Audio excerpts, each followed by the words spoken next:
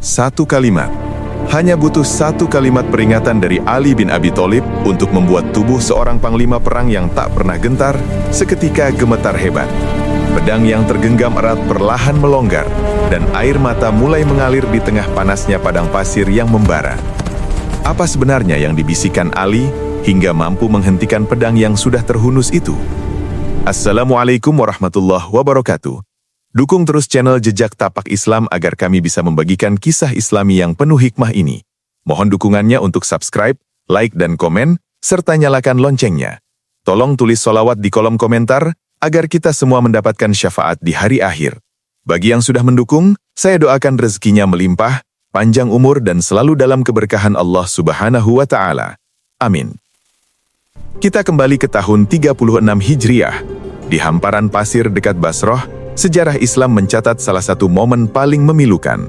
Dua pasukan besar kaum muslimin yang sama-sama mencintai Allah dan Rasul-Nya kini berdiri berhadapan dengan senjata terhunus.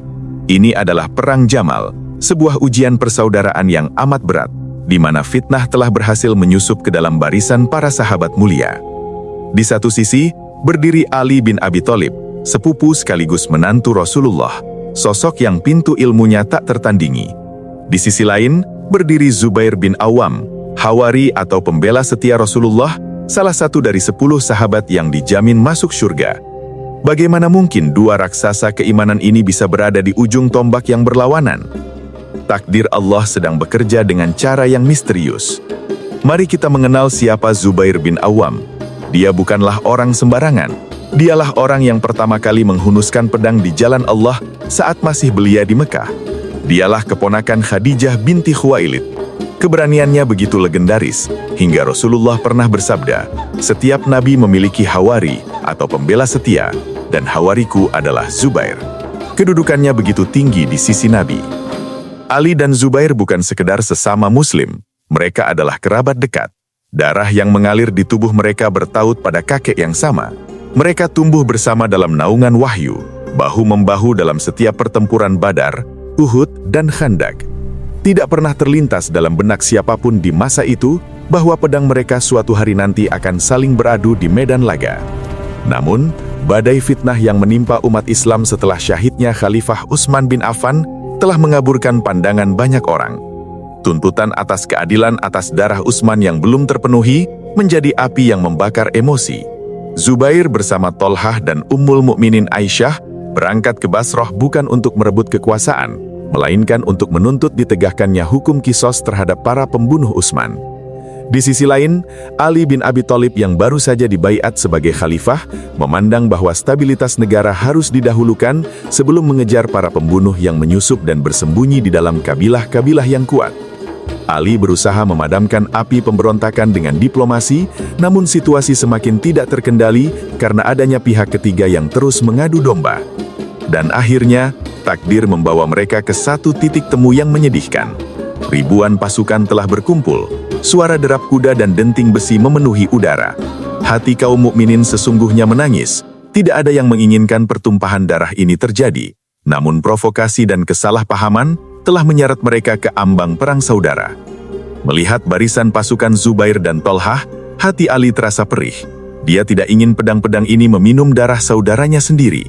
Dengan keberanian luar biasa, Ali memacu tunggangannya maju ke tengah medan, sendirian, tanpa pengawal. Dia tidak datang dengan teriakan perang, melainkan dengan seruan damai.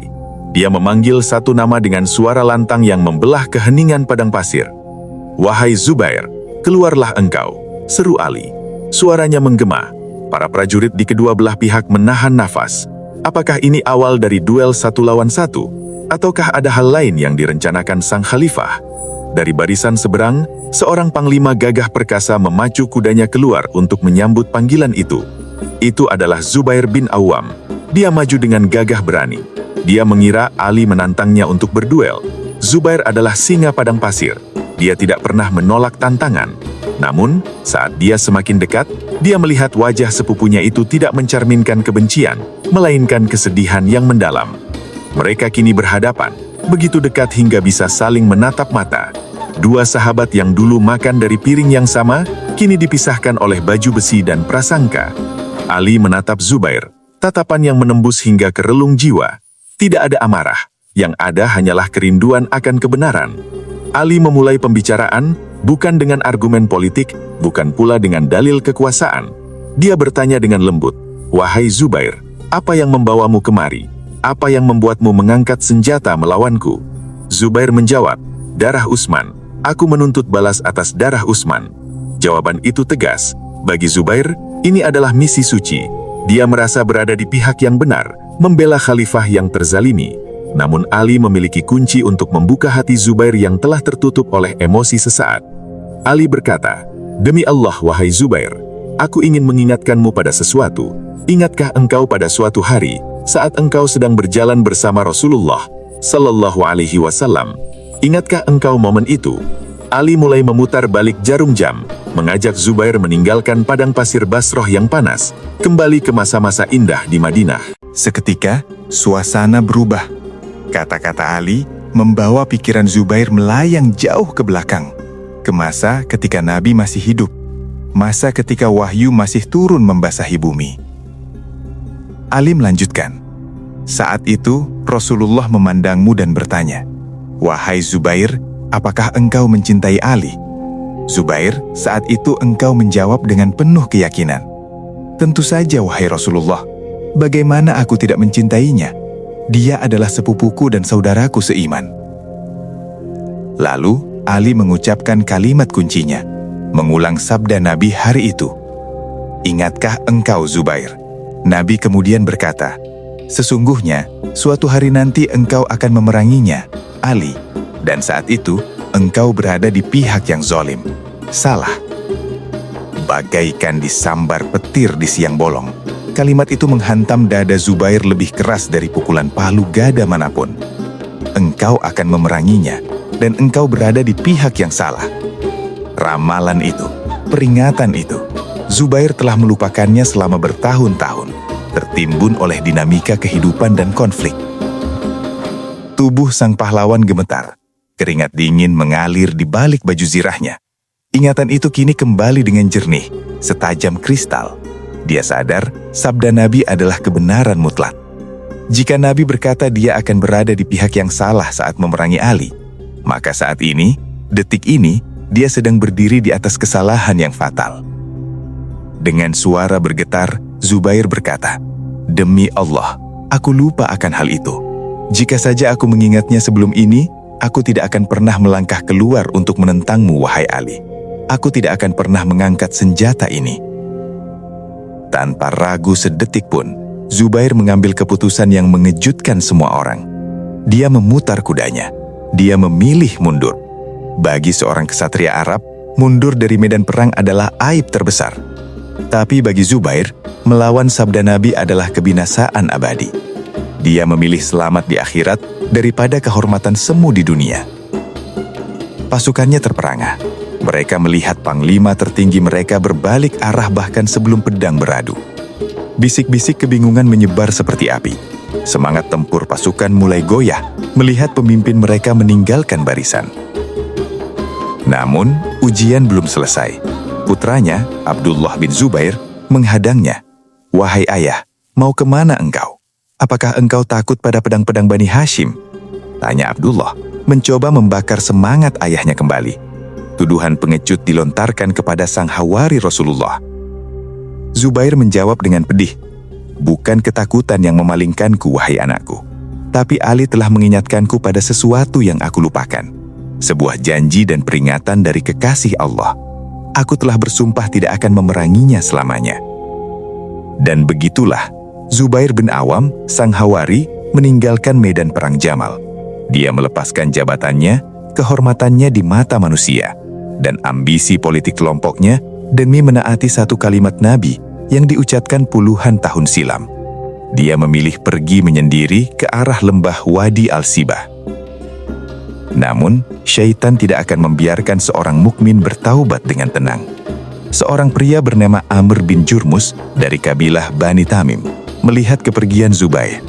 Dengan niat jahat dan ambisi mencari muka, dia diam-diam membuntuti Zubair dari kejauhan, bagaikan serigala mengincar mangsa yang terluka. Zubair tiba di sebuah lembah bernama Wadi Al-Sibah.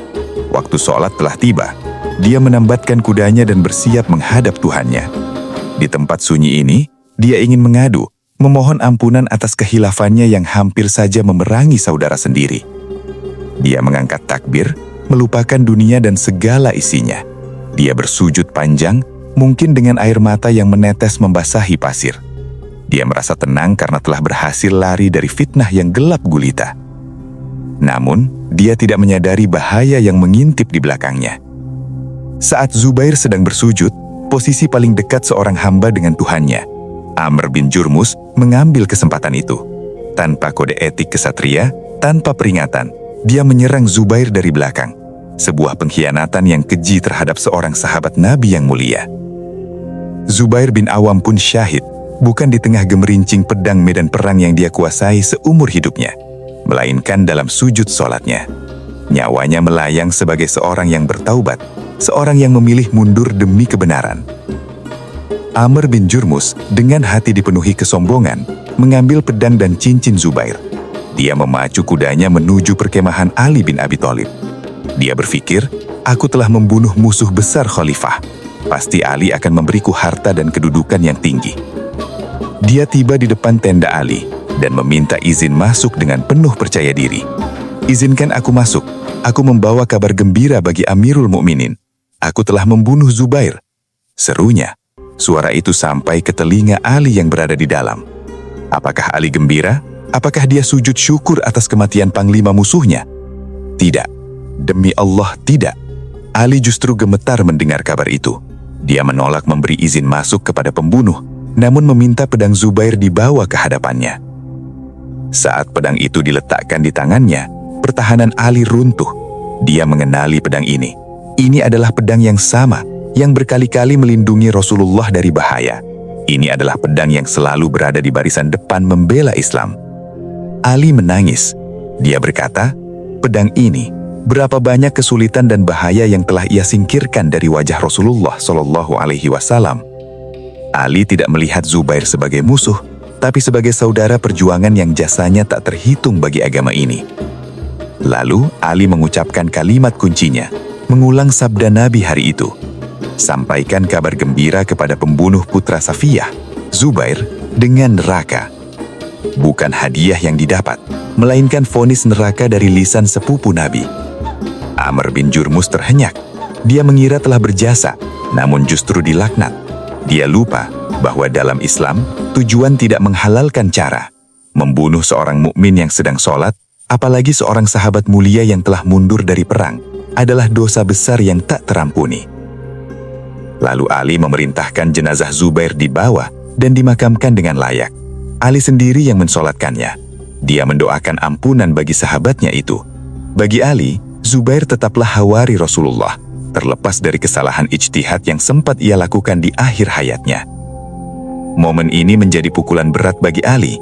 Dia menyaksikan sendiri bagaimana fitnah bisa memisahkan orang-orang yang saling mencintai karena Allah. Namun dia juga bersaksi bahwa hati Zubair masih disinari cahaya iman, terbukti dengan keputusannya mundur saat diingatkan akan kebenaran. Kisah ini mengajarkan kita tentang kekuatan sebuah nasihat yang tulus. Ali tidak menggunakan pedang untuk mengalahkan Zubair, tapi menggunakan kenangan indah bersama Nabi. Dan Zubair mengajarkan kita tentang keberanian untuk mengakui kesalahan, meski harus menanggung malu di hadapan manusia. Di tengah panasnya konflik, seringkali ego menutupi mata hati. Namun bagi mereka yang hatinya terpaut pada Allah, satu ayat, satu hadis, atau satu peringatan saja sudah cukup untuk menghentikan langkah kaki yang salah. Zubair telah membuktikannya. Dan yang paling utama, peristiwa ini menjadi bukti tak terbantahkan atas kenabian Muhammad SAW. Apa yang beliau ucapkan puluhan tahun sebelumnya benar-benar terjadi dengan presisi yang menakjubkan. Beliau melihat masa depan dengan cahaya Allah.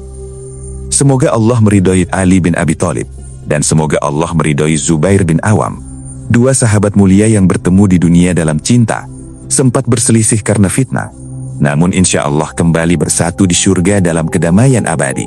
Mereka adalah bintang-bintang petunjuk bagi kita. Sahabat beriman, hikmah apa yang paling menyentuh hati Anda dari kisah pertaubatan sang Hawari ini? Tuliskan di kolom komentar. Jangan lupa like dan bagikan video ini agar lebih banyak orang mengenal kemuliaan para sahabat. Wallahu a'lam bissawab.